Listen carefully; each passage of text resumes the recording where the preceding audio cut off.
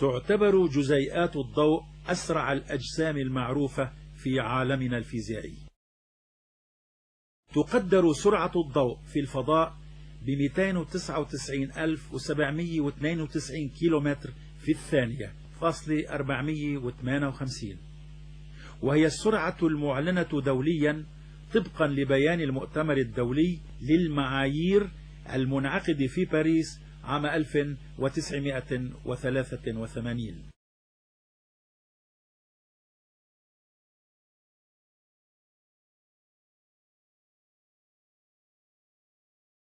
أولى محاولات حساب سرعة الضوء بدأت في عام 1767 على يد الفلكي أولاس رومر. جاءت النتيجة 299,792 كيلومتر في الثانية، وبرهن للمرة الأولى أن سرعة الضوء محدودة. ما لم يعرفه أولاس رومر آنذاك هو أن سرعة الضوء قد ذكرت في كتاب سماوي بدقة أكبر.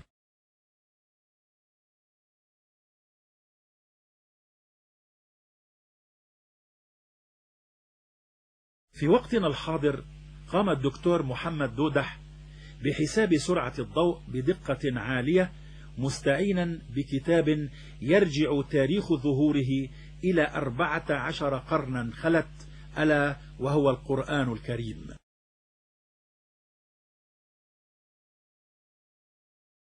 استعان الدكتور بالآية 5 من سورة السجدة التي تقول: يدبر الأمر من السماء إلى الأرض ثم يعرج إليه في يوم كان مقداره 1000 سنة مما تعدون. الأمر المذكور في الآية هو الأمر الكوني الفيزيائي، والدقة كانت مذهلة، 299,792 كيلومتر في الثانية فاصل 458. كيف يعقل هذا؟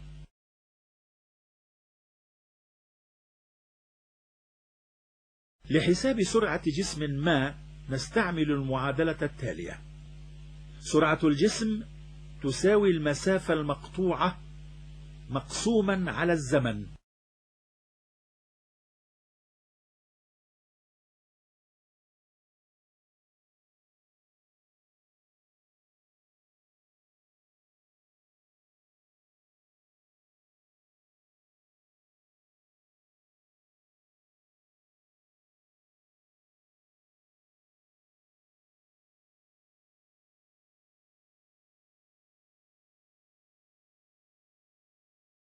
الزمن يساوي في يوم يساوي زمن يوم أرضي الذي يساوي 86,164 ثانية فاصل 0.9966. المسافة المقطوعة مقدار 1000 سنة مما تعدون تساوي المسافة المجردة التي يقطعها القمر في مدار منعزل، أي بالنسبة للناظر على الأرض مما تعدون. وعلى هذا تكون المسافة المقطوعة تساوي 1000 سنة ضرب المسافة التي يقطعها القمر في 12 دورة، 25 بليون كيلومتر فاصل 831347223. يكون حساب سرعة الأمر الكوني في الآية مساويا ل 299,792 كيلومتر في الثانية فاصل 458، وهي قيمة مطابقة تماما لسرعة الضوء المعلنة دوليا سنة 1983.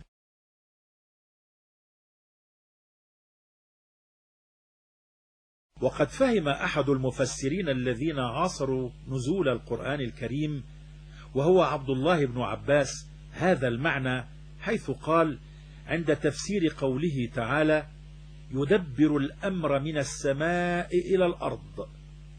هذا في الدنيا، ولسرعة سيره أي الأمر يقطع مسافة 1000 سنة في يوم من أيامكم.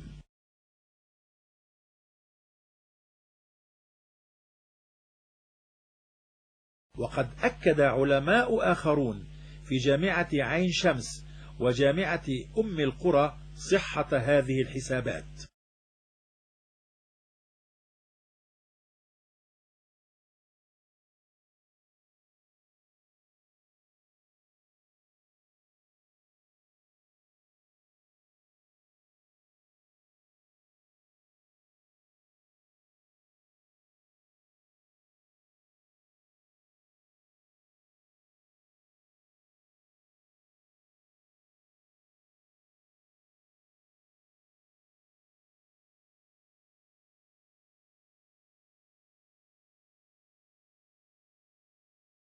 أهذه مصادفة مستحيلة أخرى أم ماذا؟